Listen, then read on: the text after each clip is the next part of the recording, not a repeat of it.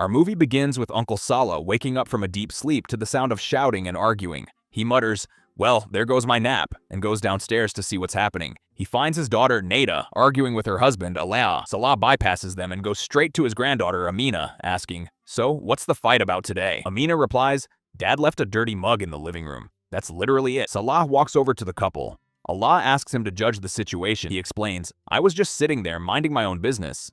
Suddenly, Nada walks by, sees a dirty mug in the living room and asks, "Why is this mug here?" So I told her, "Maybe it got bored of sitting in the kitchen." Salah retorts, "Ah, so you were being a smartass." Allah admits, "Yeah, that's pretty much what she said too." Nada starts lecturing Allah again about the house rules. Salah intervenes, claiming he was the one who forgot the mug, diffusing the situation and taking the blame. One fight ends and another begins.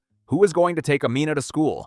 Salah solves this one too, volunteering to take her himself. On the way, Amina complains to her grandfather about her mother, her strict rules, her obsession with cleanliness, the healthy food she forces on them, and how she's stifling their freedom. Salah reassures her that Nada is the kindest person in the world and only acts this way because she loves them and wants what's best for them. We see Nada arriving at her workplace. Needless to say, her office is organized to perfection.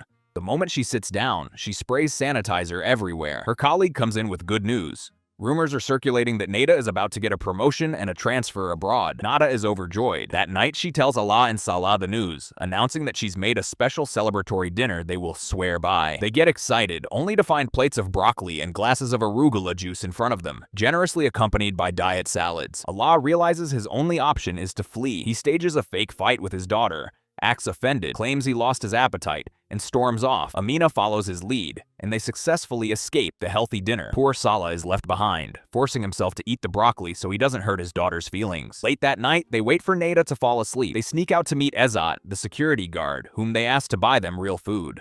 They feast on hawashi, shawarma, and shish tawuk, completely destroying their diet. Ezat invites them to his wedding, which is in 2 weeks, saying he'd be upset if they didn't come. Salah asks if he needs anything for the wedding. Ezat gets ambitious.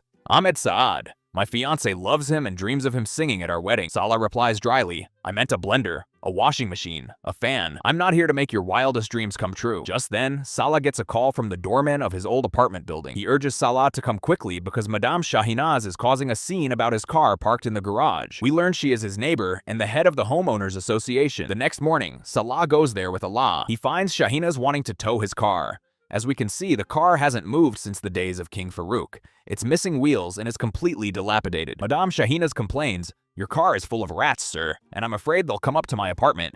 It has to go." Allah tries to mediate, saying they are here to see the problem. She snaps, "Great, then solve it." Allah quips, "We're just here to see it. Solving it is in God's hands." Salah insists his car is pristine, and he hasn't seen any rats. He barely finishes the sentence when a rat scurries out of the car. Madame Shahinaz loses it and tears into him. Leaving the garage, Salah delegates the mess to Allah. He orders him to oversee the towing, wait until it's done, take the car to the mechanic, stay with it, follow up by phone, and then bring it back to the garage. He also tells Allah to instruct the doorman to move everything from the car up to the old apartment. Meanwhile, Salah says he will just go up to check on the apartment and join him later. Allah replies sarcastically, "Why push yourself so hard just checking the apartment? Let me help you with that too." Salah insists he doesn't want to overburden him. Salah enters his old apartment after years of absence. It's dusty and cluttered. He stands in every corner, reliving memories. He opens the balcony door and notices something strange. The apartment of Layla, his childhood love and neighbor, is open again, and a woman is cleaning it. He rushes downstairs to ask the doorman how this happened. Did someone rent the apartment opposite mine? The doorman confirms, no new tenants. The old owners returned a few months ago. Salah is thrilled. He writes a letter and leaves it at her door, asking her to meet him at a specific time and place. He goes to the meeting spot and waits. Suddenly, the most beautiful woman in the world appears. Salah beams when he sees her. He tells her he was afraid she wouldn't come. She replies, "Why wouldn't I?" We learn that Salah was in a relationship with her but suddenly abandoned her and traveled abroad. Honestly, it's generous of her to show up at all. They go for a walk. She asks, "What reminded you of me?" He says he just wanted to say hello. She retorts, "Oh, really? People who want to say hello ring the doorbell. They don't leave cryptic letters." She hints that he's afraid of her mother. He admits, "Actually, yes." They sit down. He shows her photos of his daughter, her husband, and his granddaughter. He explains that since his wife passed away, they are all he has, and he lives with them. He notices she isn't wearing a ring and apologizes for asking. She cuts to the chase. "I'm divorced. That's why I moved back to the Heliopolis apartment with my mom." She tells him she opened her own art gallery and teaches drawing classes for kids. She excuses herself, saying she has to leave. Salah offers to drive her, saying they are going the same way. She hints, No, our paths aren't the same anymore. She tells him she's heading to the gallery. Of course, Layla still holds a grudge and cannot forgive Salah for abandoning her all those years ago. That night at dinner, Amina signals to her grandfather that it's the right time to ask her mother. Salah pleads with Nada to let Amina come with them to Ezat the security guard's wedding. Nada refuses immediately. Absolutely not. It will be crowded, smoky, and full of people sneezing on each other. Honestly, I don't think you should go either. Salah reassures her, claiming it's a very small, intimate gathering. Totally safe. Cut to the wedding. It's chaos. Drums, horns, people dancing on tables, zero personal space. A mosquito couldn't squeeze through the crowd. They finally reach the groom to congratulate him. Salah hands Ezat his wedding gift, money. When Ezat thanks him, Salah tells him to hold his thanks until he sees the surprise. He points to the stage. Ahmed Saad walks out to perform. Ezat and his bride are stunned. Saad sings, and the wedding turns into a massive party. At the end of the night, exhausted from dancing, they grab a light snack, 20 burger sandwiches and 30 liver sandwiches. Just a small bite. Exactly like the small wedding. While eating, Salah drops a bombshell. He's thinking of spending 2 or 3 days at his old apartment in Heliopolis for a change of scenery. Allah and Amina warn him immediately. Nada will never agree to this. Salah backpedals, saying he's just thinking about it and will break it to her slowly. He strictly warns them, especially Allah, not to mention a word to her. Allah says, "Shame on you, of course I won't." When they get home, Nada ambushes Allah. "Why are you so late?" Before he can answer, she smells the garlic sauce on him and realizes they ate street food. Panic sets in. To deflect, Allah blurts out, "Isn't your dad leaving the house to go live in the Heliopolis apartment?" Nada loses her mind. She runs to Salah, demanding to know if what Allah said is true. Salah is disappointed, but not surprised that Allah spilled the beans so fast. He tries to calm her down, explaining he just wants to make the apartment look lived in so people know it has an owner. "It's just 2 days, Nada." Nada launches into a panic attack. "What will you eat? How will you live? It's been closed for years. It's full of dust, bugs, and rats. What if your phone dies? How will I reach you?" She writes 100 horror scenarios in her head. Salah assures her he has planned everything. He promises to carry a charger everywhere. Nada insists that's not enough. He must video call her every single day. Salah agrees. "Done. Anything you want." He finally gets the royal seal of approval. The next day, he packs his bag. Nada hands him a bag of healthy food to survive the 2 days and warns him to take care of his health. Salah arrives at the Heliopolis apartment. He brings 3 or 4 people to help him clean it. By the end of the day, exhausted, he orders a pizza to reward himself. Just as he's about to eat, Nada video calls. He hides the pizza, pulls out a salad container, and answers. Once she's satisfied he's eating healthy, he hangs up and brings the pizza back out. Just as he takes a bite, the power goes out in the entire neighborhood. He goes out to the balcony. He sees Layla on hers.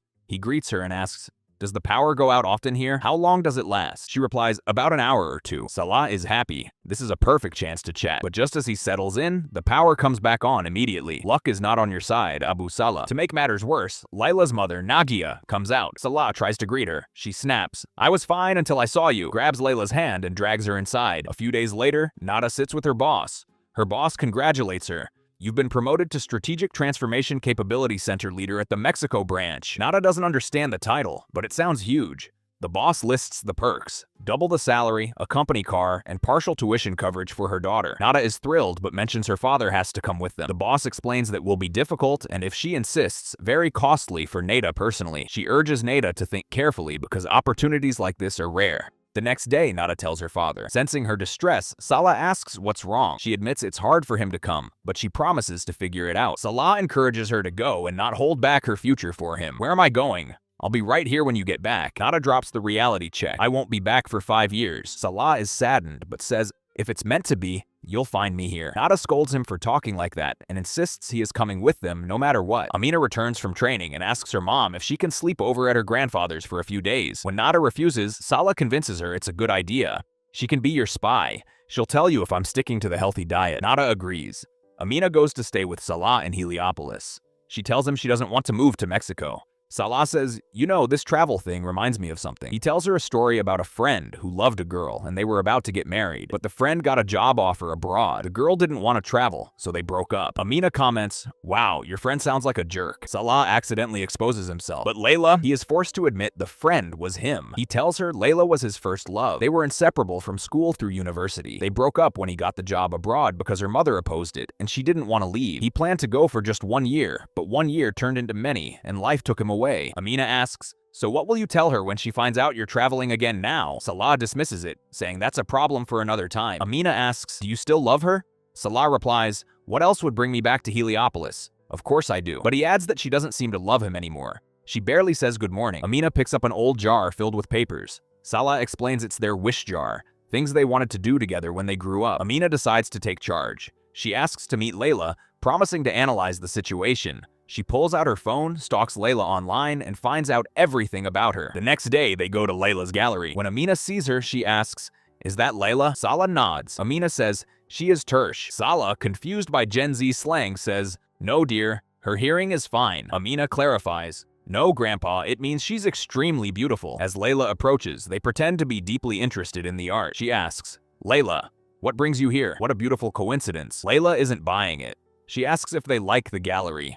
Salah, wanting to show off his new vocabulary, says it is Tersh. Please forgive him, he just learned it. He clarifies that he means it's incredibly beautiful. He introduces Amina, explaining that she loves drawing and was looking for courses, which is why he brought her. Layla raises an eyebrow. While she was looking, didn't she see that the classes are for children under 7? Salah feigns bad eyesight, asking for forgiveness. Layla agrees to help Amina anyway, but she looks directly at Salah while addressing Amina. You need to know that loving something isn't enough to stick with it. If you aren't ready to put in the effort from the start, don't tire yourself and everyone around you. Salah's face sours as he realizes she is talking about him, but he pretends to be oblivious. After they leave, Amina tells him 2 things. First, Layla definitely still has feelings for him. Second, she is holding a massive grudge. She advises him, "You need to act like a hero, Salah." Reassure her. The opportunity knocks on his door, literally. In the middle of the night, Layla bangs on his door, terrified. She has a mouse in her apartment and needs help. Salah is terrified too. He asks for a minute, goes inside to panic briefly, then remembers Amina's advice to be a hero. He psychs himself up and marches out like Captain Marvel, armed with a broom in one hand and a pot lid in the other. Layla clings to him as they enter her apartment to hunt the beast. The mouse outsmarts them and runs into the bedroom wardrobe.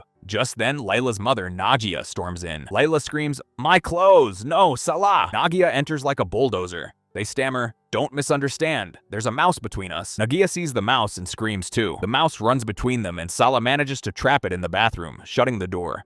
He declares his mission accomplished. Nagia points out, "You didn't actually catch it." Salah retorts, "Ma'am, we either hit the mouse or it escapes. Catching it requires a trap." Nagia sarcastically applauds his heroism and kicks him out. Layla walks him to the door and thanks him warmly. Amina's plan is working. The next day, Salah visits Nada. She is stressed and anxious about the big move to Mexico, feeling alone. Salah comforts her, telling her it's natural to be afraid of new things, but she shouldn't let fear stop her from living. He drops some wisdom. People regret the things they didn't do, not the things they did. Later, Salah sits in front of the wish jar. He opens the old notes they wrote as kids and feels sad about the simple things he never did. He decides to take his own advice. He calls Layla and asks to meet. The moment he sees her, he says without preamble, I'm sorry I left you and traveled." Layla tells him his apology is useless now. The past is gone and time won't return. She reproaches him for making her wait so long, only to find out he lived his life and forgot her as if she never existed. Salah admits she is right about everything. He asks for just one chance to fix his mistakes and make it up to her. Because she still loves him, she agrees. He pulls out the wish jar and points out that they are grown-ups now. They can actually do these things. He asks her to pick a paper. The first one she picks says, "Get married." She is shocked, lies that the ink is faded, and picks another one. The new one says, "Go to a disco together." The next day, they go to a club. Surprise! Hamid El-Shairi is performing live. He sings Dekatli El Donya Maktani. The world smiled at me again with you. It seems he synced his set list with the movie script. From then on, Salah and Layla start ticking off wishes one by one. They participate in a marathon together.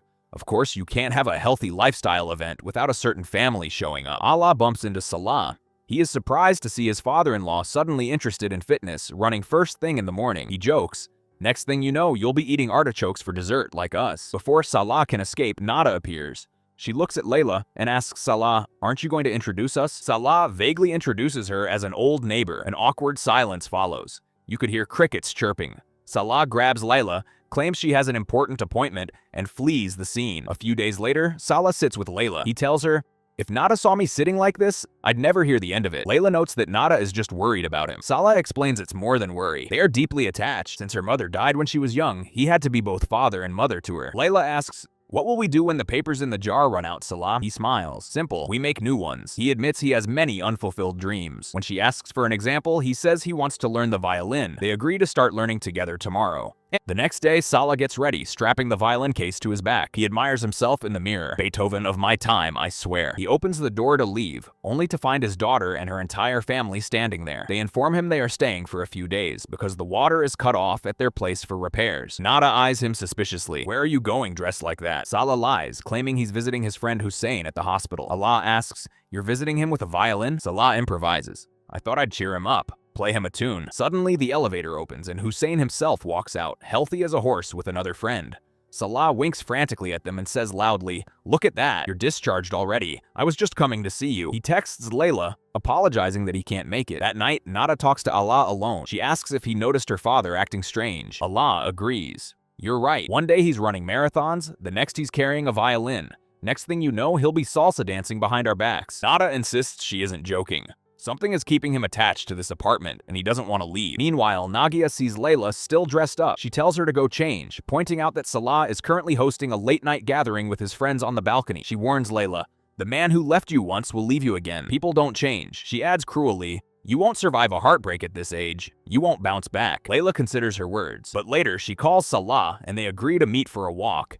At the gallery, Salah mentions that she always dreamed of sneaking into her old school at night. Salah asks, "What else do you dream of doing?" She says, "I want to smoke a cigarette. I've never tried one." Salah, being the dutiful wish granter, decides to make it happen. He stops at the first kiosk he sees. The owner's son is running the place. Salah asks about the father and learns he's in prison. He asks for hand-rolled cigarettes, claiming a friend told him they are the cleanest and healthiest kind. He asks the guy to hook him up with a special one, just like his father taught him. The guy hands him a package, charging him 200 pounds. Yeah, that's definitely not a regular cigarette. It's hash. Salah and Layla park in an empty spot. To set the mood, he plays Fairuz songs.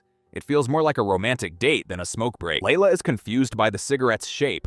Salah assures her it's healthier because it's hand-rolled. They take a few puffs and get absolutely stoned. Layla asks, "Why are we meeting?" Salah confesses he's happy when he's with her. She admits that seeing him makes her feel like a carefree child again, like the world is okay. In a haze, Salah tells her she is the most beautiful woman in the world. They sit in silence for a moment, then speak at the same time. Salah blurts out, "I still love you." When Layla asks him to repeat what he said, he chickens out and changes the subject. Salah returns home, still visibly high. He sits with Allah, acting loopy. Allah is shocked. "We couldn't even sneak shawarma into the house and you walk in stoned?" Salah tells him about Layla. Allah warns him to stay away from her. "Don't lead her on. We are leaving for Mexico. Don't break her heart again." Later, Salah and Layla attend a violin lesson. Salah playfully helps a female classmate hold her violin. Layla gives him the wooden face, the silent treatment. After class, she explodes. "You don't flirt with other women when you're with me?" Then she catches herself, singing to herself that she has no right to be jealous because they aren't together. Salah calms her down, assuring her she does have the right. Layla drops the dreaded situationship question. "What are we, Salah?" Before the awkward silence can kill him, Layla's phone rings. It's her mother. She's sick. They rush to her. At the hospital, the doctor says Nagia is just suffering from old age, but warns them not to leave her alone.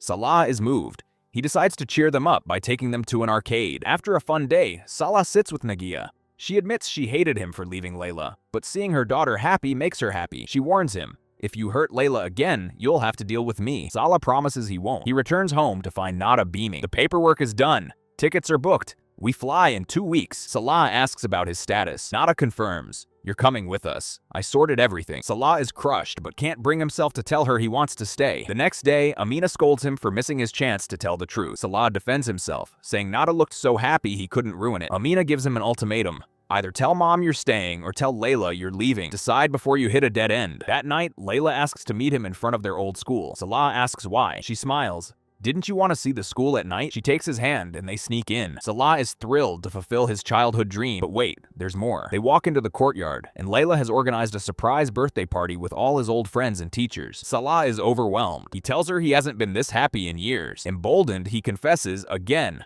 "I still love you." Layla smiles. "I know.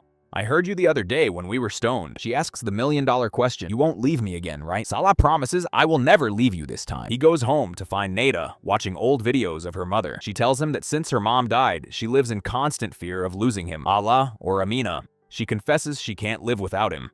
Salah is torn between his daughter's emotional dependency and his first love. He decides to stay silent and delay the decision until the very end. He holds a council of war with Allah and Amina. He tells them he plans to stay. Amina suggests inviting Layla to the house so Nada can meet her. Mom will love her, and once she sees you're happy and cared for, she'll be okay with you staying. Salah thinks it's a brilliant idea. Allah is skeptical, annoyed that Salah is taking advice from a child. What does this kid know about life? She hasn't even watched L.A. al-Kabret. They execute the plan. Salah convinces Nada to invite Nagia and Layla, claiming Nagia practically raised him. Nada is confused, but agrees. That night, Layla and Nagia arrive with pots of delicious, greasy food. They place it on the table next to Nada's diet dishes. Nada starts serving boiled bell peppers and other healthy monstrosities. Nagia offers to serve everyone from her dishes. Everyone looks at the food hungrily but is terrified to touch it. Nada says they aren't used to this food. They only eat healthy. Layla begs her, come on, make today a cheat day. Let them eat what they want. Nada says I'm not stopping them, but her eyes say otherwise. Allah can't resist. He dives into the real food. Thinking it helps, Layla goes to the kitchen to help Nada. There, Nada unknowingly drops the bomb. She tells Layla that her family isn't just bound by a strict diet. Their entire lives are built around being together. She reveals she got an unmissable opportunity to move abroad for 5 years, but she refused to accept it until she was absolutely certain her father was coming with them. Layla's face turns pale. She leaves the kitchen, walks into the living room, and tells her mother, let's go. Allah tries to stop her. Wait, the cake is coming. Layla replies coldly, we'll eat it when you get back safely from your trip. She looks at Salah, and he realizes she knows everything. He runs after her, trying to explain. He swears he wasn't planning to go. He claims he was waiting until Nada was fully committed to the trip to tell her at the last moment so she wouldn't cancel it because of him. He planned to come and tell Layla once it was settled. Layla accuses him of being a liar and a coward who never knows how to face difficult situations, just like he was too scared to face her years ago when he left the first time. After wandering the streets, Salah returns home. Nada has realized there is something between him and Layla. She confronts him. He admits he was waiting for the right time to tell her. Nada is hurt. When were you going to tell me? When you didn't show up at the airport? She admits she had suspicions because he was spending so much time at the other apartment. But she dismissed them, thinking, my dad would never love anyone but mom or think of remarrying. Salah tells her he did truly love her mother, but just because loved ones are gone doesn't mean life stops. Nada interrupts, no, it does stop. She guilt trips him, revealing she spent her entire savings to bring him along because money didn't matter as long as he was with her. Salah snaps. He tells her he never asked her to do that. He reminds her he has spent his entire life doing what she wanted, and for once, he wanted to think of himself. He loses his temper further, accusing her of seeing him as a great father, only because he fulfills her wishes and lets her control everyone to keep her comfortable. But she never once asked herself what they needed or what made them comfortable. After the fight, Nada packs her bags. Amina apologizes to her grandfather, saying she never meant for her plan to cause this mess. They leave the house. The next morning, Amina and Allah sit down with Nada. They admit they knew from the start and that Salah was afraid to tell her. Nada asks, am I really that scary? Allah gently tells her that while her control came from love and fear for them, it was too much. Her nose and rules were stifling. He confesses that they ended up doing what they wanted anyway behind her back. They wished she could have joined them instead of forcing them to hide from her. After they make up, Allah jokes, besides, if you had focused for 3 minutes, you would have realized this body wasn't built on broccoli alone. Taking their words to heart, Nada decides to see a therapist to understand her behavior. The therapist helps her realize that her father has a right to choose his own happiness, and that his desire to stay doesn't mean she failed him as a daughter. After sticking with her sessions, Nada goes to her father and apologizes. They reconcile instantly. Salah tells her about Layla, showing her photos of them as kids and explaining she was his first love. Nada asks him directly, do you really not want to travel with us? Salah finally gathers the courage to say, no, I don't. Nada tells him she respects his decision. He sacrificed his life for her and he deserves to do what he wants for himself. She won't stand in his way. Salah is relieved and happy. He promises he won't abandon them and will visit them in Mexico. That night, Nada comes back to him and asks him to try again with Layla. Salah says Layla isn't answering his calls. Nada quotes his own advice back to him. Try. You won't lose anything. Didn't you tell me people regret the things they didn't do more than the things they did? They team up to plan a surprise. They decorate Layla's gallery with photos of Salah and Layla from childhood to adulthood. Salah goes to Layla. He tells her he won't repeat his mistake. He will keep trying until she forgives him because he can't live without her. He pretends to leave, walking away slowly. Layla breaks. She calls out to him, forgiving him. Everyone celebrates the happy reunion. The next day, they gather at the airport for goodbyes. Salah hugs his daughter, making her promise to call and check in often. Then, he leaves with Layla to start their life together, ready to see where life takes them next.